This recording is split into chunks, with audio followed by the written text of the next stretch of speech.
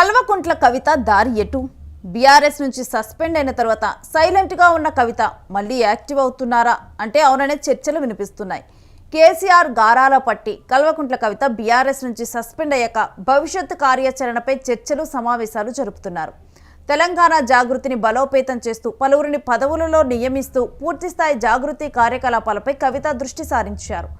ఆయా జిల్లాలలో పర్యటిస్తూ క్షేత్రస్థాయిలో జాగృతి కార్యకలాపాలు విస్తరించాలని దిశానిర్దేశం చేస్తున్నారు. జూబ్లీహిల్స్ ఉప ఎన్నికలో పోటీ చేసి అవకాశాలు ఉన్నాయి అంటూ కూడా ప్రచారం జరుగుతోంది.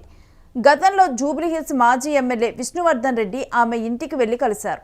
అయితే విష్ణువర్ధన్ రెడ్డి తాను బీఆర్ఎస్ పార్టీలో ఉంటానని, జూబ్లీహిల్స్ ఉప ఎన్నికల్లో మాగంటి సునీత గెలుపు కోసం కృషి చేస్తాను అని ఆయన ప్రకటించారు. మరోపక్క కల్వకుంట్ల కవిత కూడా జూబ్లీహిల్స్ ఉప ఎన్నికలకు దూరంగా ఉన్నట్లు కనపడుతోంది. ప్రధాన పార్టీలైన బీఆర్ఎస్, కాంగ్రెస్ పార్టీలు అభ్యర్థిని ఖరారు చేసి ప్రచారాలు నిర్వహిస్తున్నాయి. కానీ ఆమె ఎవరికి మద్దతు ఇస్తారు అనేది కూడా ఆసక్తిగా మారింది. ఎందుకంటే బీఆర్ఎస్ పార్టీలో ఉన్నప్పుడు మాగంటి గోపీనాథ్తో పార్టీ పరంగా అనుబంధం ఉంది. ఇటు కాంగ్రెస్ పార్టీ నుంచి పోటీ చేస్తున్న నవీన్ యాదవ్ కుటుంబం కూడా వ్యక్తిగతంగా కవితకు దగ్గరగా ఉందనే ప్రచారం ఉంది. ఇక దీంతో ఆమె ఎవరికి మద్దతు ఇస్తారనేది ఇప్పుడు సస్పెన్స్గా మారిందనే చూడాలి. తెలంగాణ జాగృతిలో కీలకమైన నాయకులు ఎన్నికల కోసం ఎదురుచూపులు చూస్తున్నారు.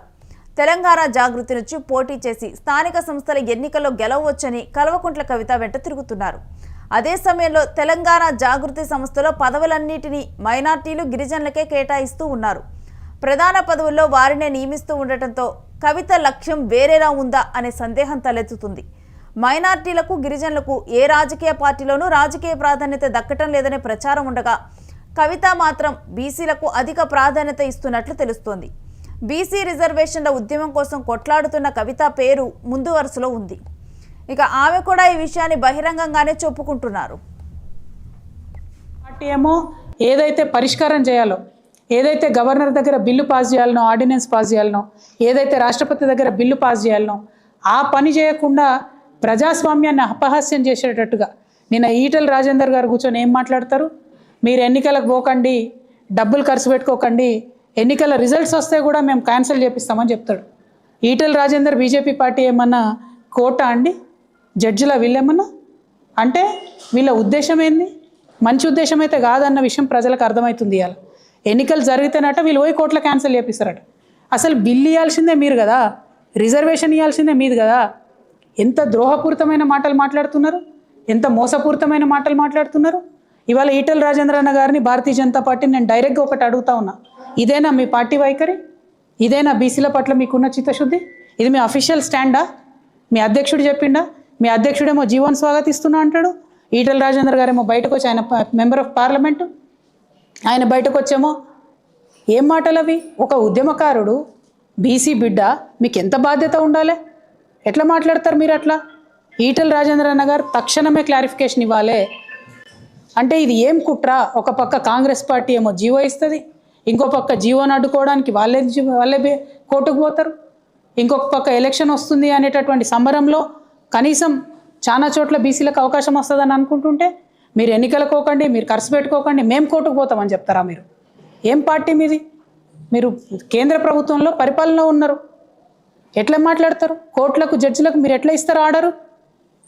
ముందే మీరు ఎట్లా చెప్తారు ఈ విషయం? ఈ మోసాన్ని దయచేసి తెలంగాణ బీసీ బిడ్డలు గుర్తించాలని నేను కోరుతా ఉన్నాను. ఇవాళ భారతీయ జనతా పార్టీ మీద అత్యధికంగా బాధ్యత ఉన్నది. మీరు బీసీ బిల్లు పాస్ చేస్తారా, చెయ్యరా? ఎస్, నో చెప్పండి అంతే. ఈటెల రాజేంద్ర గారు బీసీలకు తక్షణమే క్షమాపణ చెప్పాలి. అది చాలా దారుణం. ఒక బీసీ బిడ్డగా, ఒక ఉద్యమ బిడ్డగా మీరు బీసీల పక్షాన నిలబడాలి. అవసరమైతే బీజేపీ పార్టీలో కొట్లాడండి రాజేంద్ర అన్న, మీరు కొట్లాడన్న రిజర్వేషన్ తీసుకురండి. అంతేగాని మీరు బీసీలనే కన్ఫ్యూజ్ చేసేటట్టు పోటీ చేయకండి, డబ్బులు వేస్ట్ చేసుకోకండి అంటే ఇది కరెక్ట్ కాదు. ఒక ఎంపీగా ఉన్నారు, మీరు గెలిచిండ్రు, మీరు ఒక ఫైటర్, అనేకమైన విషయాలకు మీరు అగెన్స్ట్గా నిలబడి కొట్లాడినరు. మీ మీద ఉన్నటువంటి గౌరవాన్ని దయచేసి తగ్గించుకోవద్దని చెప్పి ఈ సందర్భంగా నేను భారతీయ జనతా పార్టీని కోరుతూ, మరి ఈటెల రాజేంద్ర అన్న క్లారిఫికేషన్ ఇవ్వాలి. బీజేపీ పార్టీ తెలంగాణ జాగృతి సంస్థను కేవలం ఉద్యమ సంస్థగానే ఉంచుతారా, రాజకీయ పార్టీగా ప్రకటిస్తారా అన్న చర్చ కవిత అనుచరుల్లో ప్రారంభమైంది. ఇప్పటి వరకు కల్వకుంట్ల కవిత కాంగ్రెస్, బీజేపీలపై విమర్శలు చేస్తున్నారని తప్పించి బీఆర్ఎస్ నాయకత్వంపై మాత్రం ఒక్క మాట కూడా మాట్లాడటం లేదు. అలాగని గత కొద్ది రోజుల నుంచి హరీష్ రావు, సంతోష్ రావు వంటి వారిపై కూడా విమర్శలకు దూరంగా ఉంటూ వస్తున్నారు. ఇవాళ చాలా ఆనందమైన సందర్భం.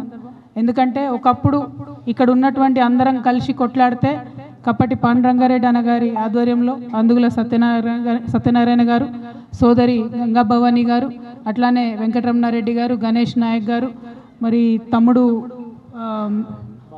బాబురావు అన్న గారు, బాబన్న గారు, ఇంకా అందరూ కూడా ఆనాడు మనం ఉద్యమంలో పనిచేసినటువంటి అనుకున్నటువంటి ఆ లక్ష్యం నెరవేరింది. అంటే ఇక్కడ ఉన్న మనందరం కూడా విన్నింగ్ టీం అన్నట్టు, అందరం కలిసి ఆనాడు రాష్ట్ర లక్ష్య సాధన కోసం పనిచేసినటువంటి విన్నింగ్ టీంలో ఉన్నాం. ఇప్పుడు ఆ లక్ష్యాన్ని ఒక లక్ష్యం చేరిన తర్వాత ఎప్పుడైనా కూడా మెచ్యూర్డ్ సంస్థలు కానీ, ప్రజానికాలు కానీ, సొసైటీలు కానీ ఏం చేస్తాయంటే తదుపరి లక్ష్యాన్ని నిర్దేశించుకొని ముందుకు పోతూ ఉంటారు. ఇవాళ మన ముందున్నటువంటి లక్ష్యం ఒకటే, సామాజిక తెలంగాణను సాధించుకోవాలి. తెచ్చుకున్నటువంటి తెలంగాణలో ఉద్యమకారులు బాగుండాలి, అమరవీరుల కుటుంబాలు బాగుండాలి. ఏ తెలంగాణ అయితే యువతరం కోసం తెచ్చుకున్నామో వారందరూ బాగుండాలి, ఆడబిడ్డలు బాగుండాలి, ఆత్మగౌరవంతో కూడినటువంటి అభివృద్ధి కావాలి అని చెప్పి ఆలోచన చేస్తూ ఉన్నాం. ఈ పెట్టుకున్నటువంటి కొత్త లక్ష్యాలను సాధించుకోవడం కోసం మరి అందరం కూడా పాత ఉద్యమ శక్తులన్నీ కూడా పునరేకీకరణ జరుగుతున్నది. ఇక్కడ అందరం కూడా పాత శక్తులన్నీ కూడా కలిసినాం కాబట్టి మరి ఆ పవర్ ఏందన్నది తెలంగాణ సమాజం మళ్ళీ ఒకసారి గమనిస్తుంది. వారికి జిల్లా బాధ్యతలు ఇచ్చేటటువంటి మంచి కార్యక్రమాన్ని ఇక్కడ పెట్టడం జరిగింది. మీ అందరికీ తెలుసు, ఏ సమాజంలో అయినా ఒక చిన్న చేంజ్ రావాలంటే కూడా ఆ చేంజ్ అనేటటువంటిది యూత్ దగ్గర నుండే ప్రారంభమవుతుంది.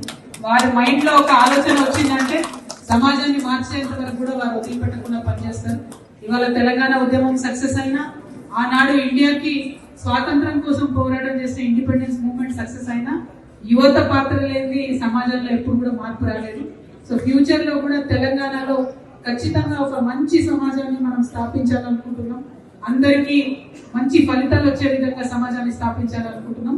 దాంట్లో యూత్ అందరి పార్టిసిపేషన్ కూడా ఉండే విధంగా అన్ని జిల్లాల నుంచి తరలి వచ్చిన మీ అందరికి కూడా మనస్ఫూర్తిగా నమస్కారం తెలియజేస్తున్నాం.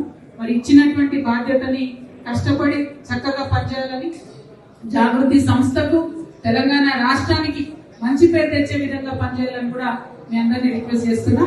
Thank you. జై తెలంగాణ. ఈ విషయాలన్నీ బేరీజు వేసుకొని కల్వకుంట్ల కవితకు తిరిగి బీఆర్ఎస్ అధినేత కేసీఆర్ నుంచి పిలుపు వచ్చే అవకాశం ఉందని ప్రచారం జరుగుతుంది. రాజకీయ పార్టీగా ప్రకటించి ఉంటే కల్వకుంట్ల కవితపై కొంత నమ్మకం ఉండేదని, అలా కాకుండా ఇంకా ఉద్యమ సంస్థగానే ఉంచడంతో బీఆర్ఎస్ వ్యూహంలో భాగంగానే జరుగుతుందా అన్న అనుమానాలు మాత్రం అందరిలోనూ కలుగుతున్నాయి.